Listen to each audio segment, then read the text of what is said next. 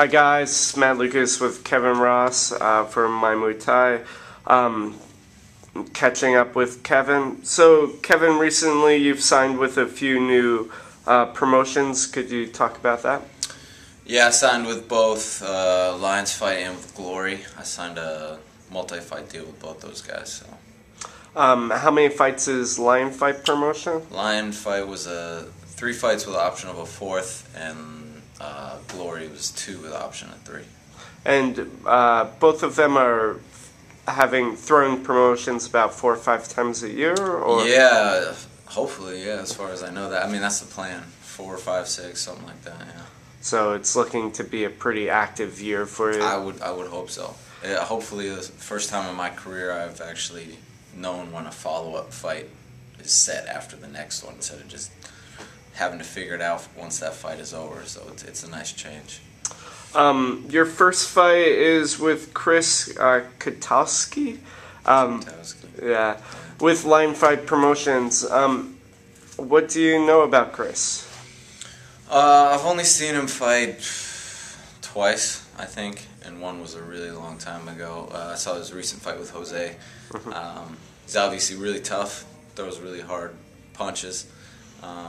You know, he's not the most technical guy I've ever been in there with, but it's hard to compare to the last few guys I've fought. But you know, it's some might say it's a tune-up fight, but I mean every fight's a dangerous fight, no matter who you're in against. And for me, like, a tune-up fight is even more dangerous because the pressure of having to win that fight and the consequences of losing and, you know, all that kind of stuff, it makes it even more so. So saying somebody's a tune-up fight is just ridiculous to me. I mean, I train just as hard as possible for every fight, you know, so.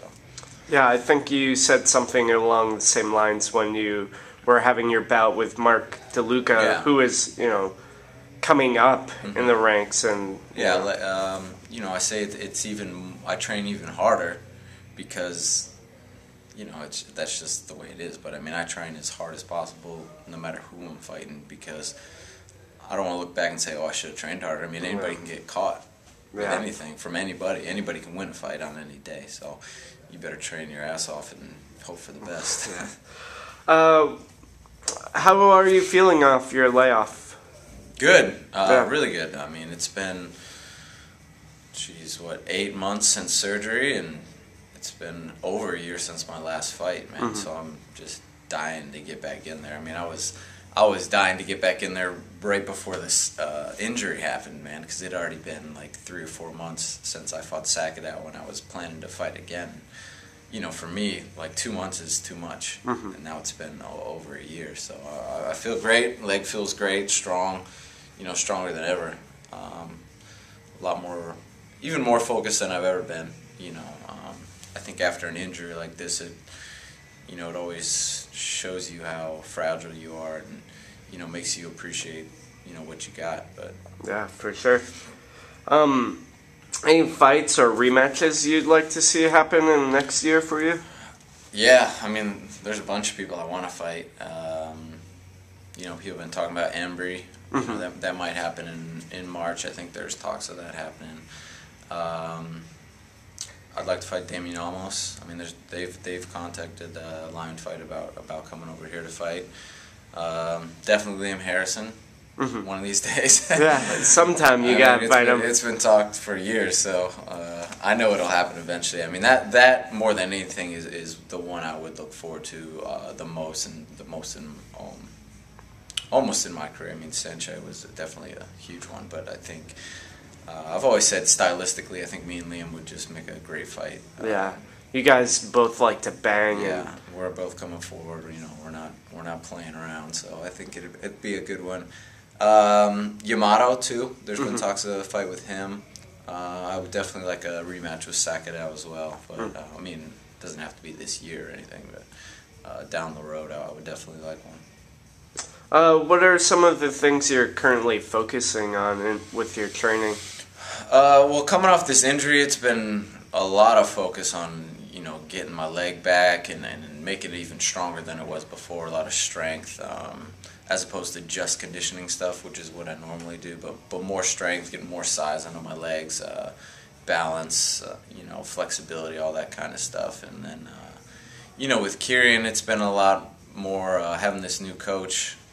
Been able to focus more on game plan stuff, like the mental aspect of training and all those kind of little pieces, whereas before I had to kind of do them on my own. I mean, I didn't have anybody telling me, this is what they're good at, this is what you're good at, this is what we need to focus on. I mean, I did and I didn't, but this is the first time I've had a coach in a really long time, so it's been great. Have you read that much sports psychology stuff?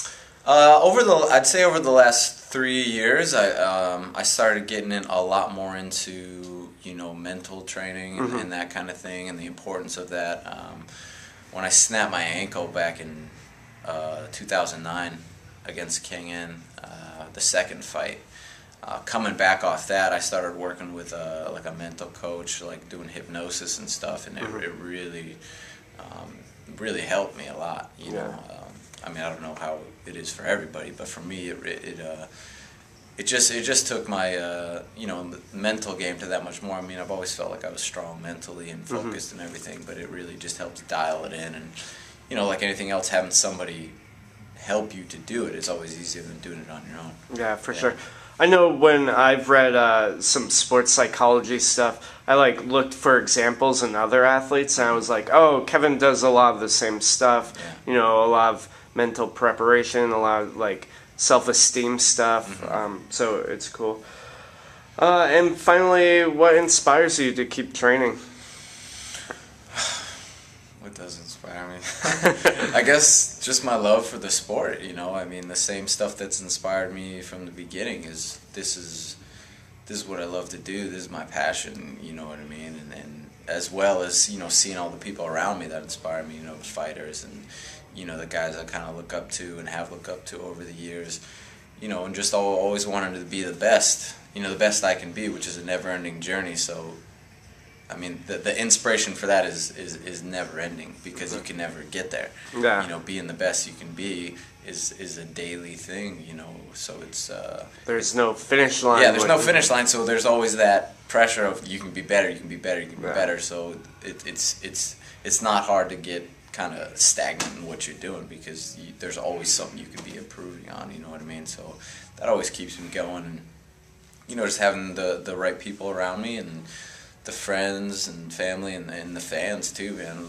The fans always telling me what I do inspires them and stuff, and constant messages and people coming up to me and stuff. It just it really keeps me going even more, and makes me want to do this even more than I already do, which is great. Awesome. Thanks a lot, Kevin. Anything else you'd like to say? No. Not that I can think of right now. All right. Well, I'll let you get back to training. Thanks a lot, Kevin. Thank you.